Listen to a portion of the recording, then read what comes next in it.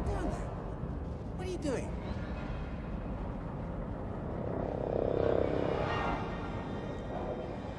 The xenomorph life cycle is one of the more bizarre aspects of the alien.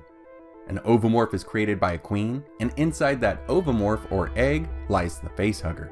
The facehugger then infects a host, which creates a chestburster. The chestburster then tears out of that host, hides, and becomes an adult alien.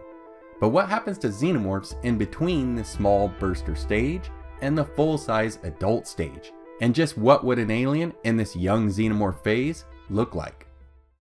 As soon as a chestburster leaves their host, they immediately seek shelter, avoiding all human contact. Because of this, there's a gap in what we know of what happens to the burster as it matures into an adult. Alien Resurrection, along with various comics and novels, have given us many stories of scientists monitoring and raising xenomorphs in captivity, yet none of them have shown a depiction or even described the process that a chestburster goes through as it grows up. We do know, however, that a chestburster can reach its next stage in a matter of hours. The xenomorph that was encountered on the Nostromo tore free from Kane as a chestburster and only hours later attacked Brett as a full-size xenomorph drone. The runner specimen encountered on Fiorina 161 would also mature in just a few hours, though it did look pretty small when Murphy found it in the tunnels. Perhaps it was simply done so that the alien could fit into the small space, adding to the tension of the scene.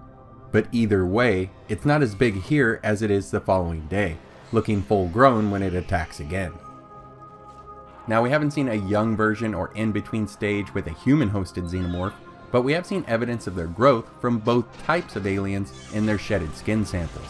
A shedding of the Nostromo alien was found shortly after its burster stage, and one was found by Murphy near the young runner alien.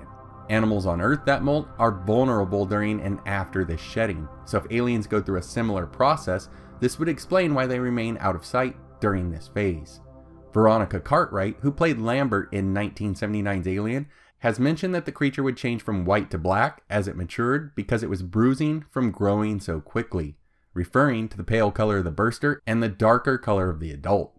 The color change could also be due to the softer pale skin of the burster being replaced or turned into the tougher and darker armored shell.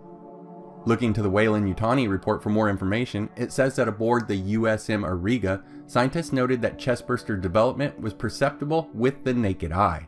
USM scientist Carlin Williamson would even note that the captive chestbursters on the Auriga expelled a dark, viscous foam that surrounds their body during growth. Whether this foam is for the purpose of concealment or some aid to their growth is not known. Now, I would remind you to take any evidence from the Auriga with a grain of salt. The aliens observed here were not pure xenomorphs and were created in the cloning process of Ellen Ripley and are considered to be hybrids. In the Alien role-playing game, the chestbursters eat anything, organic or non-organic, in order to quickly grow. When sufficiently fed, they darken in color, shed their skin, and cocoon themselves in a resin for metamorphosis into the next stage. It may even be possible that the foam seen around the chestbursters from the Weyland-Yutani report is in fact the beginnings of a cocoon. There is no evidence, however, if this is a true cocooning process as seen with Earth creatures. I think it's more likely that the cocoon, if it exists, is more like a wrapping that simply provides coverage, nourishment, or some other feature that aids in the alien's growth. In fact, we have contrasting evidence that supports a growth cycle over cocooning for the aliens. Chestbursters already have aspects of a full-grown alien. The elongated head, arms and claws, or at least the early growth of its arms. The queen chestbursters have even more developed arms and legs along with the beginnings of their head crest. We've even seen an example of a chestburster with arms and legs, almost like a tiny xenomorph in the Alien Stronghold comic.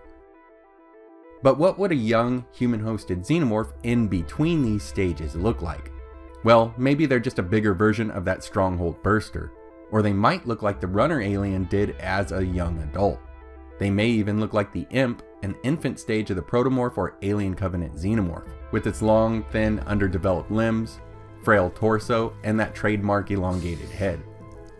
And for one more example of what a young xenomorph may look like, check out this awesome piece of fan art by Rodrigo Vega on Deviantart, showing the alien life cycle with his own ideas on developmental stages of the alien before its adult stage. Thanks for watching, guys, and I hope to see you next time.